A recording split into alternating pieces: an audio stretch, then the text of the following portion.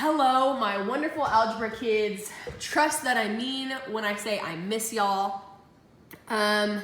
We're just gonna do the best we can with these videos and kind of see what happens. I will warn you, I am recording this on my iPhone. I brought my document camera home. I cannot get it to work. So if this is not the best quality, I apologize. None of us could have foreseen this happening. So we're all just gonna do the best we can. I'm just gonna ask you to do the best that you can, and we'll go from there. The plan when y'all came back from spring break was to start talking about the quadratic formula, so that's what we're gonna do. The last few weeks we've talked about different ways to solve quadratic equations. And remember, solutions are just the x-intercepts, also called the roots of your parabola. The quadratic formula is just another way to do it. This will work for all quadratic equations. So if you can't remember anything else, the quadratic formula is a great way to solve. So also, if at any point during this video I go too fast, remember you can pause it, you can rewind, you can rewatch it. Here is your quadratic formula. It's negative b plus or minus the square root of b squared minus 4ac all over 2a. And I know that looks awful, but it's really not bad. I'll explain it all. So here's how to solve the equations with the quadratic formula. First, you need an equation. So here we go. I have a quadratic function right here, a quadratic equation. It is already in standard form.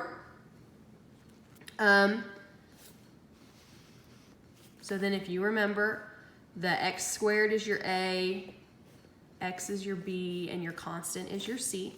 So we're just gonna take these amounts and plug them into the formula. So, okay, cover that part up. So all I did was I plugged in. Instead of negative b, since my b value is negative 4, I did negative and put negative 4 inside the parentheses. The reason I have both negatives is because the formula itself has a negative and the actual number has a negative. So that's why I have both of them.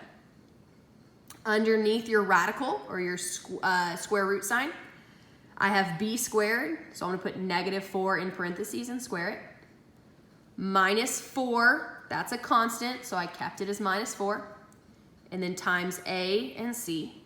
My a is x squared. Remember, if there's not a coefficient in front of it, there's not a number, you just assume that it's 1. And then 3 is my c. And at the bottom I have 2 times a, and again my a is 1. All right, so the first thing you're gonna do is simplify the operations under the radical first. So remember, your radical is just your square root symbol. So I'm not gonna mess with this, I'm not gonna mess with this down here. All I'm gonna do is simplify what's underneath the radical. And when I do that, this is what I get.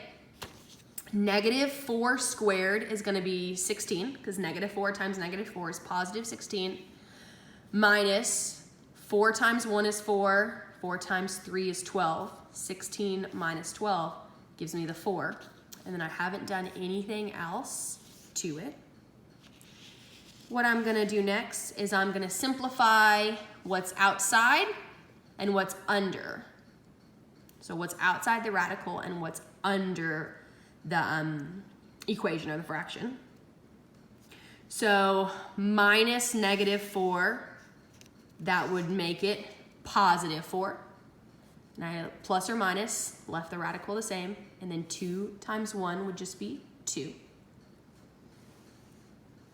Now here's where this plus or minus thing comes into play. You're gonna split the problem into 2 parts.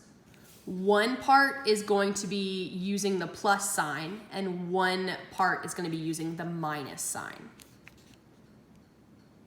So I'm gonna have 2 different equations. I'm gonna have 4 plus the square root of 4 divided by 2, and I'm gonna have 4 minus the square root of 4 divided by 2. All right, so the square root of 4 is 2, so 4 plus 2 divided by 2 is 3. 4 minus 2 divided by 2 would be 1. So 3 and 1 are your solutions, also known as your roots or your x-intercepts. All right, let's try another example. Let me cover it all up real quick. Okay, hold on. All right, here's your other example. If you think that you can do it on your own, you are more than welcome to pause this video, try it, and then hit play and see if you did it correctly.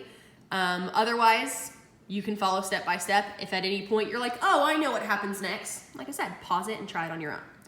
So I have 3x minus 5 equals negative 2x squared. So this is not in standard form. So the first thing we're gonna have to do is we're gonna have to rewrite it into standard form. So all that means is I added 2x squared to both sides so that I have 2x squared plus 3x minus 5. That's our standard form that we needed in. That's our ABC form. So that's perfect.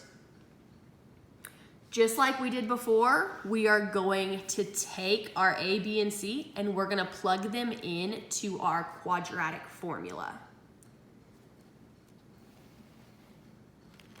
All right, so when I plug them all in, this is what it's going to look like.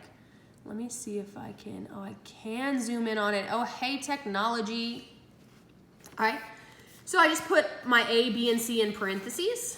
So 3 is my B, and I put B again, minus 4 times A, and then C. So, all right, just plug those in. I'm gonna simplify just what's under the radical. Everything else is going to stay the same. So 3 squared would be 9, minus 4 times 2 is 8. 8 times negative 5 is, or, oh, sorry, would be negative 4 times 2 would be negative 8. Negative 8 times negative 5 would be positive 40, so 40 and 9 together would make 49. All right, now I'm gonna simplify the rest, so what's outside the radical and what's underneath it. So there we go. Now I need to break it into two different situations. I need the plus side and I need the minus side. So I have both of those shown. This is the plus. I've got the minus over here. And then I showed the steps of, on each side, when you find the square root of 49, it's 7. So I have negative 3 plus 7 on this side, negative 3 minus 7 on that side. So on the plus side, negative 3 plus 7 is 4, and 4 over 4 equals 1. Negative 3 minus 7 is negative 10, divided by 4 is negative 2.5. So those would be your two solutions for this one. Or also known as roots, x-intercepts, whatever it is. I like using the quadratic formula. Now, remember, you can always take this and plug it in your calculator, in your y equals, and then look at the table, and it can also help you find these solutions. This is just probably a better way if you don't have a graphing calculator handy. This is more of a mathematical, don't really need to graph it method to find the solutions. Remember, you can rewatch this. I'm gonna link a couple other teachers explaining this on YouTube, so you can watch those videos also. If you still have trouble, send me an email and we can try to fix some problems and maybe try it that way.